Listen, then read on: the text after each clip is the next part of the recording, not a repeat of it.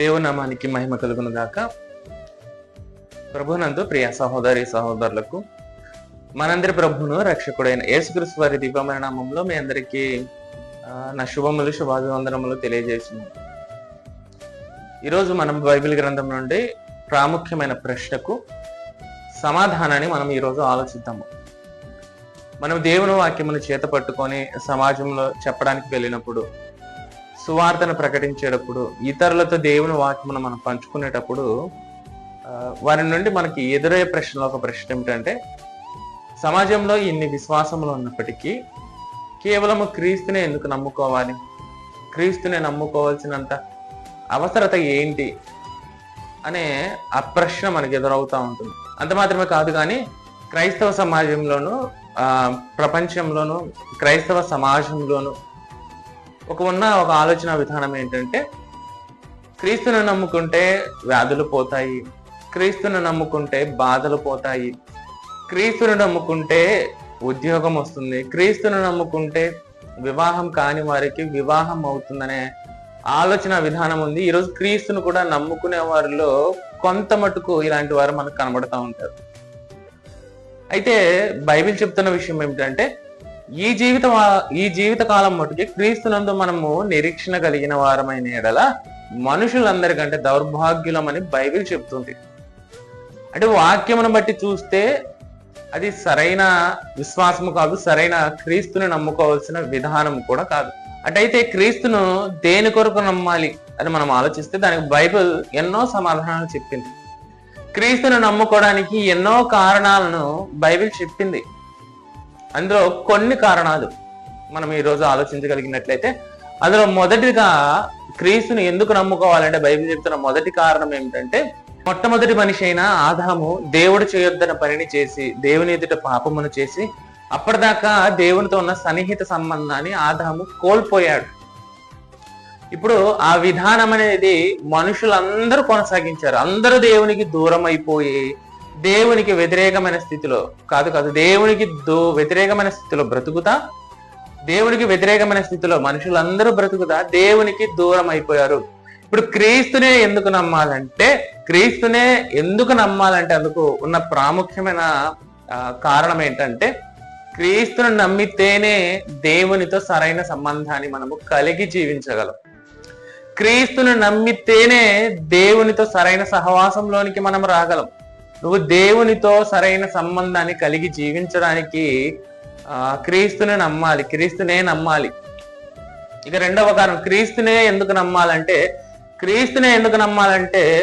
ఏ భేదమును లేదు, మనుషులందరూ పాపము చేశారన్న విషయాన్ని బైబిల్ చెప్తుంది.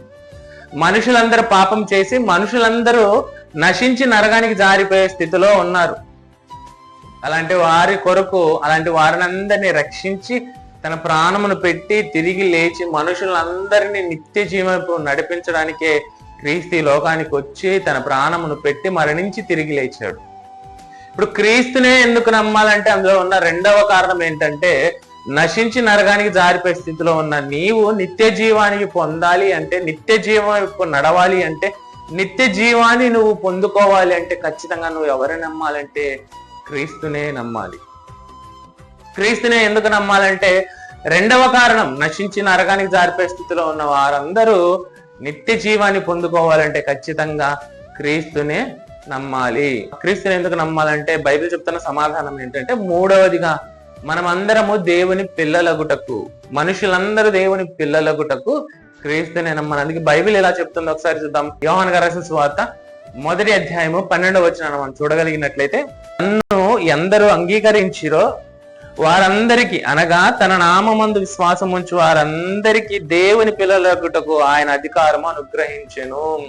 క్రీస్తునే ఎందుకు నమ్మాలంటే, క్రీస్తునే నమ్మడం వలన మనుషులందరూ దేవుని పిల్లలయ్యే అవకాశాన్ని పొందుకుంటున్నారు. మనుషులందరూ దేవుని పిల్లలవుతారు. అదేంటండి మనుషులందరూ దేవుని పిల్లలు కాదంటే? అందరు దేవుని పిల్లలే. దేవుని పిల్లలైన వారందరూ ఈ లోకానికి వచ్చిన తర్వాత అనేక తంత్రములను కలిగించుకొని దేవునికి వ్యతిరేకమైన కార్యములు చేసి దేవునికి దూరం అయిపోయారు. ఇప్పుడు అలా దూరం అయిపోయిన వారు మరలా దేవుని యొద్దకు రావాలంటే, దూరం అయిపోయిన వారు మరలా దేవుని పిల్లలు అవ్వాలంటే, మరలా వారు చేయవలసిన పని ఏంటంటే క్రీస్తునే విశ్వసించాలి. క్రీస్తునే ఎందుకు నమ్మాలంటే, క్రీస్తును నమ్మితేనే మనుషులందరూ దేవుని పిల్లలు అవుతారు కాబట్టి క్రీస్తునే నమ్మాలి. ఆ తర్వాత మరొక కారణాన్ని ఆలోచిస్తాం. పేతురు గారు రాసిన మొదటి పత్రిక 1వ అధ్యాయము 8-9 వచనాన్ని మనం ఒకసారి చూడగలిగినట్లయితే, మీరు ఆయనను చూడకపోయినను ఆయనను ప్రేమించుచున్నారు. ఇప్పుడు ఆయనను కన్నులారా చూడకయే విశ్వసించుచు మీ విశ్వాసమునకు ఫలమును అనగా ఆత్మరక్షణను పొందుచు చెప్పనసఖ్యమును మహిమాయుక్తమైన సంతోషము గలవారై ఆనందించుచున్నారు. క్రీస్తునే ఎందుకు నమ్మాలంటే ఇక్కడ మరొక కారణం మనకు కనబడుతుంది. ఆత్మరక్షణ పొందుకోవడానికి. ఈ దేహంలో ఉన్న ఆత్మను రక్షించేది ఈ ప్రపంచంలో ఏదీ లేదు. మనకున్న ధనము కానీ, మనకున్న ఆస్తి కానీ, మనకున్న పేరు ప్రఖ్యాతలు కానీ, మనకున్న డిగ్రీలు కానీ ఏది కూడా ఈ దేహము లోపల ఉన్న ఆత్మని రక్షించనేరవు.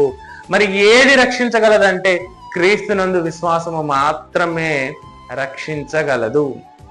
క్రీస్తుని ఎందుకు నమ్మాలంటే, క్రీస్తుని నువ్వు ఎందుకు విశ్వసించాలంటే, నీ లోపల ఈ దేహము లోపల ఉన్న ఆత్మను రక్షించుకోవడానికి నువ్వు క్రీస్తునే విశ్వసించాలి. ఇక చివరగా ఎఫెసీయులకు రాసిన పత్రిక 2వ అధ్యాయము 10వ వచనం, మరియు వాటి యందు మనము నడుచుకొనవలనని దేవుడు ముందుగా సిద్ధపరిచిన సత్క్రియలు చేయుటకై మనము క్రీస్తు యేసునందు సృష్టించబడిన వారమై ఆయన చేసిన పని అయి ఉన్నాము. క్రీస్తుని ఎందుకు విశ్వసించాలంటే, నువ్వెందుకు పుట్టావో నీకు అర్థం కావాలంటే క్రీస్తునే విశ్వసించాలి. నువ్వెందుకు బతకాలో నీకు అర్థం కావాలంటే క్రీస్తునే విశ్వసించాలి. నువ్వు చేయవలసిన పనులేంటో నీకు తెలియాలంటే కేవలము క్రీస్తునే విశ్వసించాలి. క్రీస్తునే ఎందుకు విశ్వసించాలంటే, ఇదిగో ఎందుకు క్రీస్తునే విశ్వసించాలి. ఈ లోకంలో ఏదో వచ్చేస్తాయని, ఈ లోకంలో లేనిదేదో వచ్చేస్తుందని, ఉన్న బాధలేవో పోతాయని, ఇవి సరైన విధానం కాదులే. కానీ క్రీస్తుని ఎందుకు విశ్వసించాలంటే, దేవునితో సరైన సంబంధాన్ని కలిగి జీవించడానికి మనము క్రీస్తును విశ్వసించాలి. మన పాపముల నుండి విడిపింపబడి నిత్య జీవం వైపు నడవడానికి మనము క్రీస్తును విశ్వసించాలి.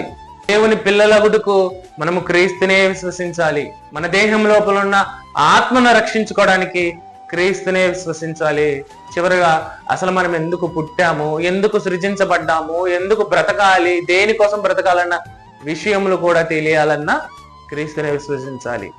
ఈరోజు చాలా మంది మన సమాజంలో కనబడతా ఉంటారు. తాము ఎందుకు పుట్టామో తెలియక, ఎందుకు బతకాలో తెలియక ఇష్టానుసారంగా బతికేస్తున్న వారు, అనేక వ్యసనాలకు బానిసలైపోయిన వారు, తమ జీవితాన్ని అర్థం తెలియక, తమ జీవితం యొక్క అర్థం తెలియక, గమ్యం తెలియక జీవితాన్ని వ్యర్థంగా మధ్యలో ముగించుకునేవారు, ఆత్మహత్యల పేరిట లోకాన్ని విడిచిపెట్టి వెళ్ళిపోయారు. ఎంతో మందికి మనకు కనబడతా ఉంటారు.